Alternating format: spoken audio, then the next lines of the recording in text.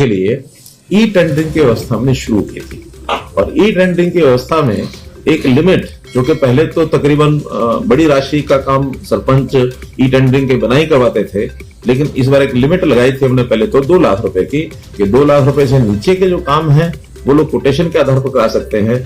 2 लाख या इससे ऊपर के काम सारे ई टेंडरिंग पर होंगे।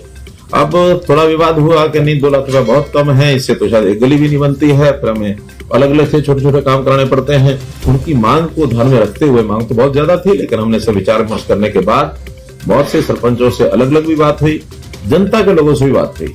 सो फॉर सो अभी 2 दिन पहले हिसार में किसानों का एक मेला था, कृषि मेला। कृषि मेला में लगभग 10,000 से ऊपर संख्या थी जहां मेरा संबोधन हुआ, और मैंने खुल करके पूछा, मैंने कहा ये ई टेंडरिंग के विषय में हमारा स्टैंड है, ठीक है कि नहीं है? तो सब ने हाथ खड़े करके और खूब तालियां बजाकर कहा कि ये बहुत अच्छा स्टेप है, इससे भ्रष्टाचार भी रुकेगा, पारदर्शिता भी होगी, काम करने वाले लोगों को, नए लोगों को भरने का भी अवसर मिलेगा, वरना तो वही फिर अपने अपने लोग और घूम घाम के उन्हीं को काम मिलता वही करते हैं, दूसरे नए आदमी होने का अवसर मिलता नहीं है। ई टेंडरिंग के कई फायदे हमारे हैं, तो उसमें से मैं ये तो नहीं कह सकता कि हर एक सरपंच मान गया होगा, लेकिन अधिकांश सरपंचों ने हमारी बात मान करके और काम कराने शुरू कर दिए हैं। हमने इसमें थोड़ा उनकी डिमांड को ध्यान में रखते हुए अभी निर्णय लिया है कि ये 2 लाख की बजाय इस लिमिट को हम 5 लाख रुपया कर रहे हैं, और 5 लाख रुपए तक के काम वो कोटेशन के आधार पर करेंगे।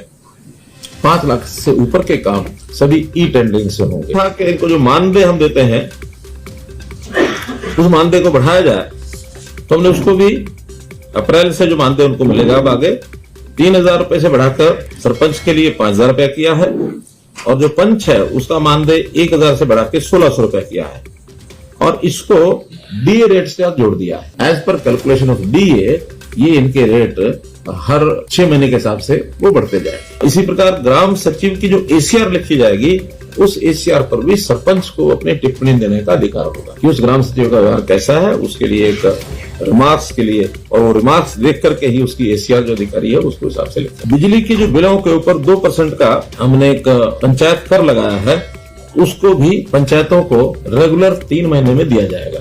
अभी तक जो पिछला बचा हुआ है वो 1 अप्रैल 23 के बाद सब कैलकुलेशन करा रहे हैं, तुरंत पिछला जो एरियर है ये भी उनको मिलेगा। इसी प्रकार से जो स्टाम्प ड्यूटी है, संपत्ति पर जो बिक्री है, उसके ऊपर भी 1% पैसा पंचायतों को ये हर महीने उनको जो है क्रेडिट कर दिया जाएगा, जो उस एरिया की जमीन बिकती है। तो रूरल का 2% होता है, 1% पंचायतों को, 0.5% पंचायत समिति को, 0.5% जिला परिषद, 2% पूरा।